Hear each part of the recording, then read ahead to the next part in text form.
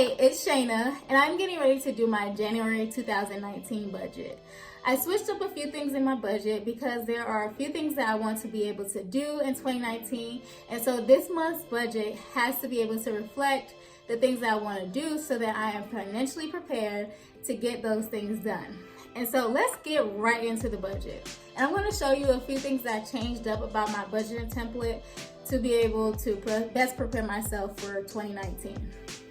And so in previous budget videos, you may have seen that in my money in table, I used to only account for my fellowship money. And in this new table, I have my fellowship and also my adjunct teaching because I figure it makes sense to put in all the sources of steady income that I have. And so I get paid every 2 weeks from teaching and it's consistent. And so it doesn't make any sense not to include it in this table. And so I have those two sources of income here. And then I have an additional income line item, which basically will be for Grubhub and Upwork income that I bring in, but I leave that blank so that I can see what the difference is between my expenses and my income, and so that it will tell me how much I need to work through Grubhub or Upwork to bring in the income that I need. Then in the money out table, I made a few changes. And that's really based off of the conversation I had with you in the December budget video that I did. And I asked you, what are some categories of spending that I don't have included in my own budget? And that made me think about this book that I read a few years ago. And I picked up this book like 2 years ago. It's called Your Money Life, Your 30s by Peter Dunn. And he basically, in this book, gives you a ideal household budget. And I use this book basically to get myself started with budgeting. And I thought that this was the best practical resource out there that was available for people to get their finances on track. And like I said, he has this ideal budget in here, and what he does is talks about certain categories that everyone needs to include in their budget, and he provides like a guideline for how much of your income should be spent on these categories within your budget. And so I use that to modify my budget. And so you'll see that I have these categories here. So it'll say like housing, -rent, transportation, -auto lease. And that's really because I wanted to stick with some of the major categories and be able to have a high level categorization and a more specific categorization. And then you'll also see that I have now a percentage column because that'll allow me to see what percentage of my income is being used on that category of expense. And this really came in handy because I was having a conversation with my boyfriend and he was telling me that he thought I spent too much on rent. And I think, he lives in Columbus, Georgia, which is a smaller city than Atlanta. And I think he was just thinking about how much rent was where he lives. And also he used to live in Atlanta, but a few years ago, and rent was a lot cheaper than it is now. But by doing this, I was able to see that my rent really isn't that much of my income. I'm not beyond my means when it comes to rent. But it allowed me to look at that and then think about how much money I spent on rent. And so I did some comparison shopping and realized that to be able to live where I live, which is very close to work, and to be able to have the amenities that I have for a 1-bedroom apartment in this part of Atlanta, I paid a really good amount on rent. Actually, one of the leasing agents at one of the other apartment complexes, she was like, "Girl, your rent is so good, like do not move." But anyway, so let's get into this and we can kind of demonstrate some of the changes in my budget. So like I said, I have both of my sources of steady income in this money in table. And so I get paid every month from my fellowship $5,358, and then from teaching I get paid bi-weekly, so every 2 weeks I get a paycheck of $375, and I'll only get 2 paychecks this month in January. And so my total steady income that I know is going to come in is $6,108, and all this is pre-tax, and you'll notice that we'll talk about taxes a little later in the money out table. Okay, so now we're going down to the money out table. And so in terms of rent, I decided to separate the rent into two different line items. So before I used to have my rent in one line item because my rent and my water was paid together. And I decided to separate it out so that I could easily see what my base rent, how much of my income is being spent on my base rent. And then also that allowed me to see fluctuations in my rent, in my water bill. And so I decided to separate that out. And in terms of rent, my base rent is $11.45 for a one-bedroom apartment in Atlanta. And then they also charge me, in addition to the rent, but I have to pay this, they charge me $4 a month for pest control, $25 a month for valet trash, $25 for the washer dryer. They just started charging me for that. And then also $90 for cable. So that comes out to a total of $12.98 a month. And then I also had, I decided to, I guess, move all the transportation items in my budget to be close to each other in the budget. And so I have three different expenses related to transportation. So I have my auto lease, my car insurance, and gas. And so you might already know that I have paid off the lease contract portion of my car, which used to be $320 a month. But I've paid that off now. And so what I'm trying to do right now is be able to own my car outright in full.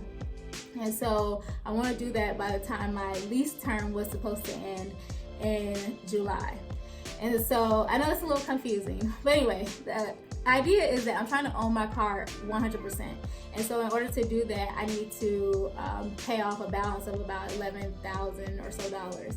And so I need to contribute between now and July. I need to contribute $1,600 a month to be able to own my car outright. So I'm gonna put that here. Then in terms of car insurance, I'm a little behind in terms of my sinking fund for car insurance, and I need to do better about this. So I pay $960 for my premium, my 6-month premium. And so between now and April, I need to save up for that premium, and because that's when my premium renews in April. In order to do that, that means that I need to save $240 a month in a sinking fund for my car insurance premium. So the next category in my budget is gas. And typically I allocate $140 a month for gas. But based off of the 3-month budget review that I did, I'll have that linked up in the cards if you're interested in watching it. I realized that I have not been spending the total amount that I usually allocate, which is $140 a month.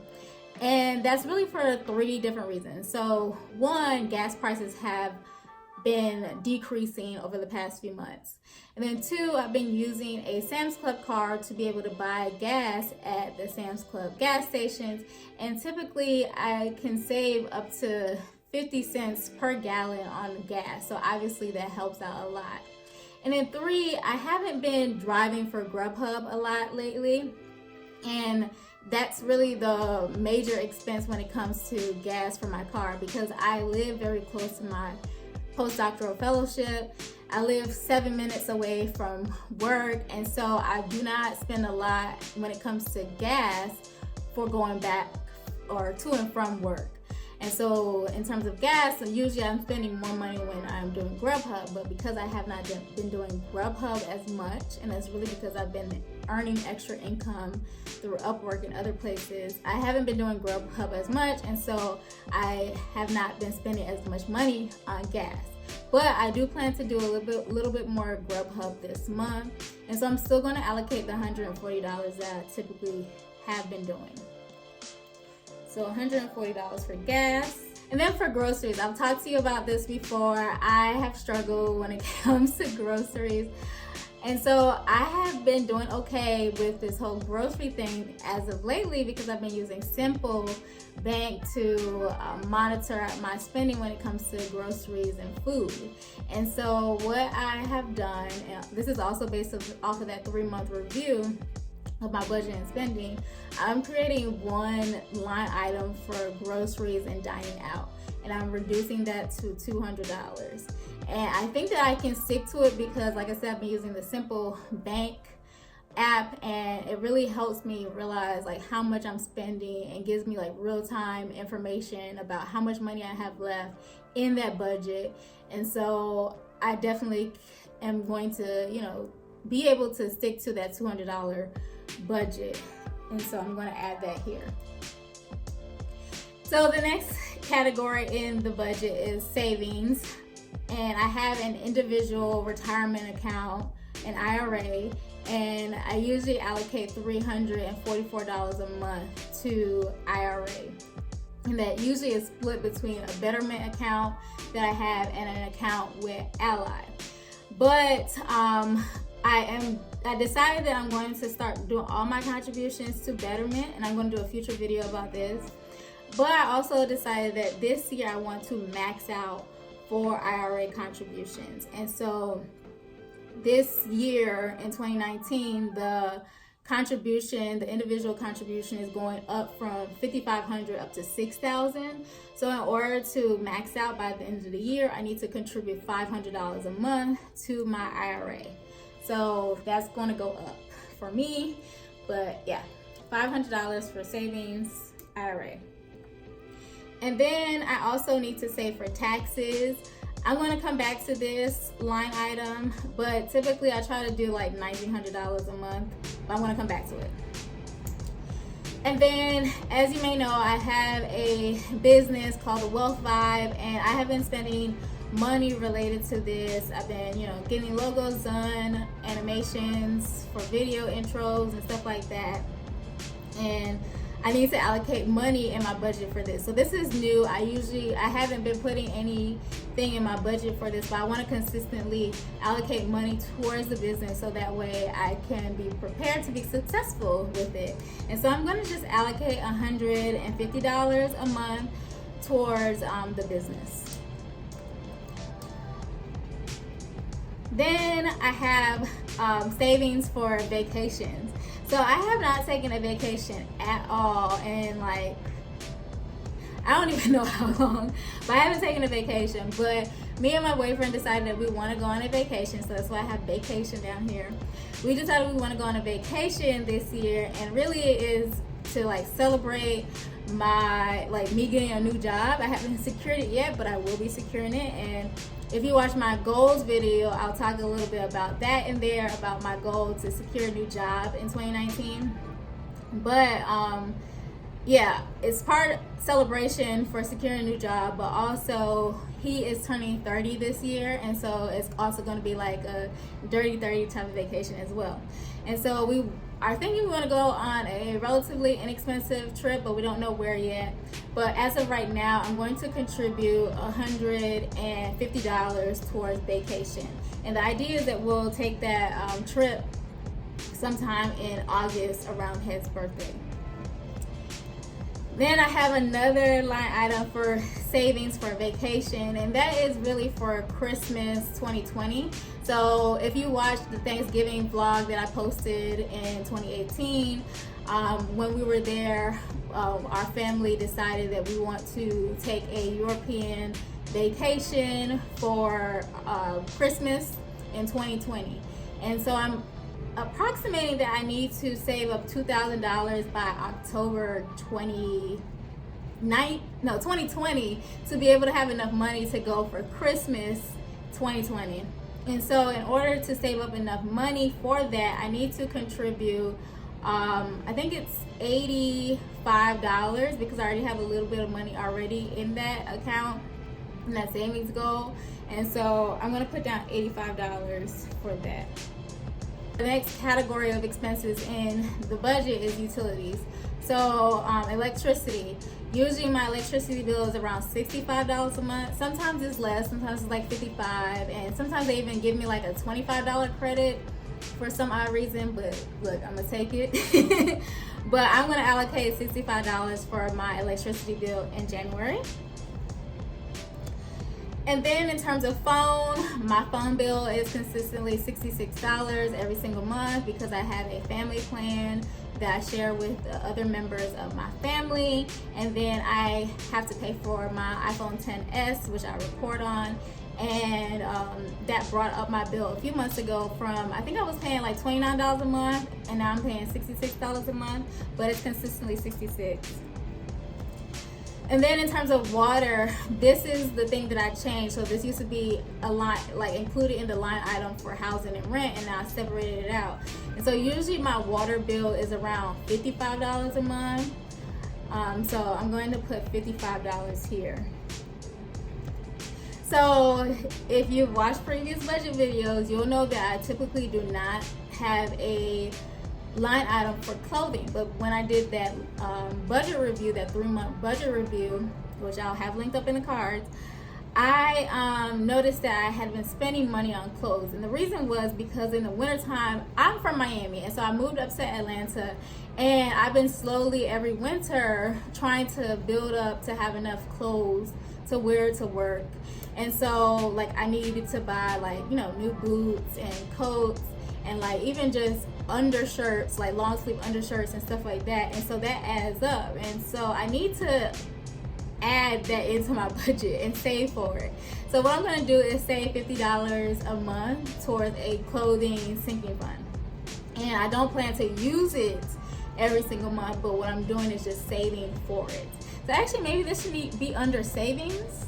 So maybe I need to move that around, but it's a line item. It's gonna still be there. I'm gonna put $50. And then also another thing that I noticed in my 3-month budget review is that I had a few medical expenses that came up, and it didn't really affect me because my copay each time was $50, and you know, to go to a primary care provider is $20. But there are a few things that I want to be able to do. Like I don't have dental insurance, and so I need to go to a dentist, and so I need to set aside money for dental care and stuff like that fall under medical.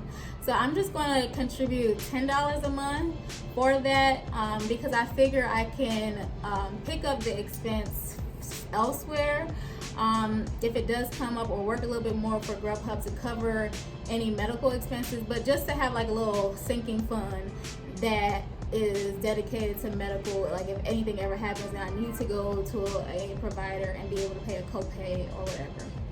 So I'm going to put $10 here. And then for holidays and gifts, so I've already decided that, so I'm getting better each year when it comes to gifts. So if you have watched my previous videos, you know that in 2017, I gave no one gifts. I gave 0 gifts.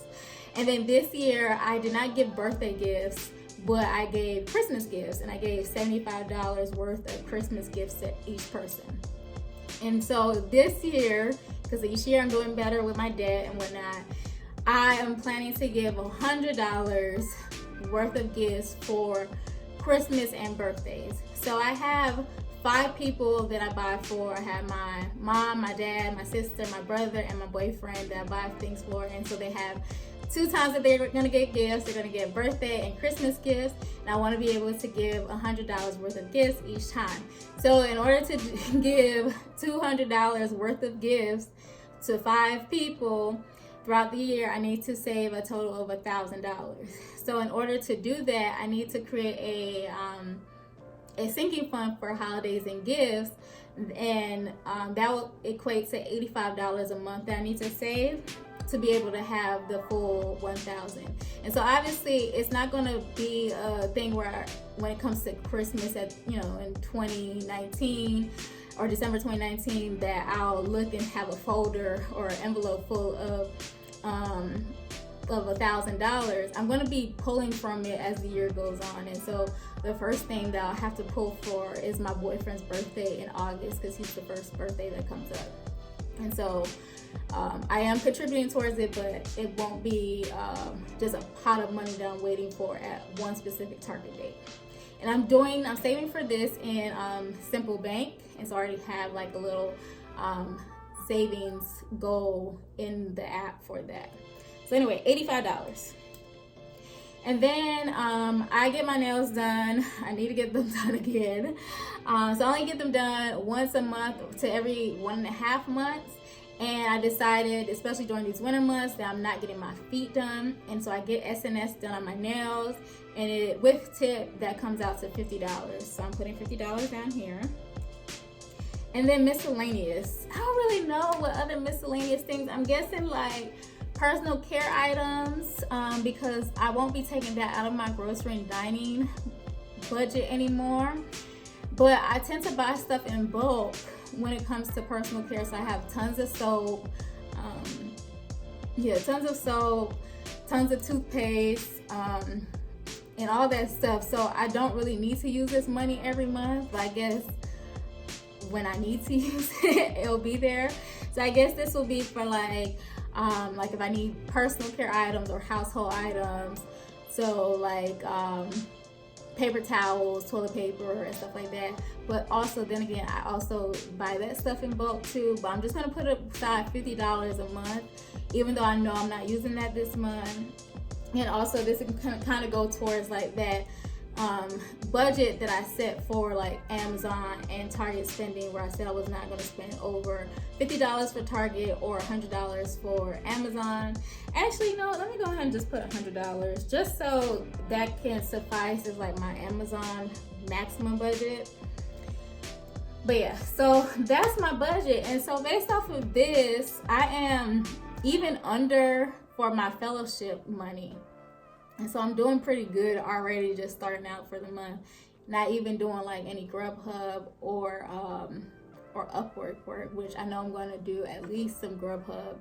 And I want to at least bring in like $2,000 this month with Grubhub. So this should be a good financial month. But like I said, let's go back and look at the taxes. So like I said, I usually save $1,900 for taxes. And so once I put that in, the updated total goes to $6,744. So that tells me that I need to work at least $636 through Grubhub or Upwork, which will be super easy to do. And like I said, my goal is to try to do like $2,000 worth of Grubhub work. So let's look really quickly at this percent column that I added in. We see that my highest expense is going to taxes, and that's okay. It's more than what I'm supposed to be saving, because typically you save about 25% of your income towards taxes, but I'm saving 31%, and that's fine. And then my second most expensive expense is going towards another debt, which is my auto lease. And everything else is really under 5%, aside from housing and rent, obviously. But everything else is under like 5%. So I think I'm doing pretty good with areas of my budget. I want to point out two things about my budget. So the first thing is that I took out student loans out of my budget. And that's really because I want to focus on just these other savings that I'm trying to build up.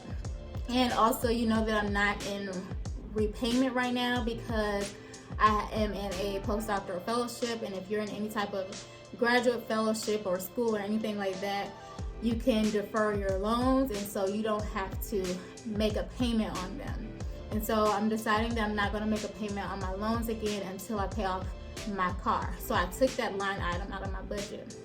Secondly, I am going on a work/personal trip, and so I'm going to a conference in South Florida in January, and I will be, going to the conference for a few days, but then, I'm from Miami, and so I'm going to go visit with my parents as well. And so I might incur a few expenses as part of the personal part of that trip, but I don't really see myself incurring too many expenses. But I should be able to make enough extra income to offset those expenses. And I don't think, like I said, I'm going to have too many additional expenses that aren't covered already by my work travel expenses. So like my work is going to cover all the transportation costs. They're going to give me per diem per day that I'm there, cover the hotel and everything. So I shouldn't have to pay out of pocket for anything else. And then while I'm staying with my parents, in terms of food, I'm not going to have to buy any food either. So I don't think my food budget will be affected by this, or my transportation, like my gas or anything like that. But I do have this miscellaneous money that I have in the budget, so I could pull from that, or like I said, I could work a little extra to compensate for any additional expenses that might come up from that trip. So that's my budget for January 2019. You see that I added a few things, and I'm doing a lot more with my money now. But go ahead in the comments and tell me what you think about this new and improved January budget that I'm doing. Do you think it's comprehensive? Do you think it is doing too much? Just give me your thoughts. Go ahead and just tell me what you think about my January budget. So hopefully you liked this video, and if you did, I would appreciate if you gave this video a thumbs up, because it tells me obviously that you liked the video, and it also tells other people that this is a great video to watch. So I would really appreciate it. And if you are interested in more videos like this one, I would suggest that you hit the subscribe button and also the notification button so that you can be notified when I put out more videos like this. And I plan to do a budget video every month, and hopefully I plan to review my budget by giving like an update, a recap on like how I did with sticking to my budget every month as well. So if you are interested in videos like that, make sure that you subscribe and hit the notification bell so that you can be notified when another one of these videos comes out. And I appreciate you for watching. I hope to see you in the next video. Bye.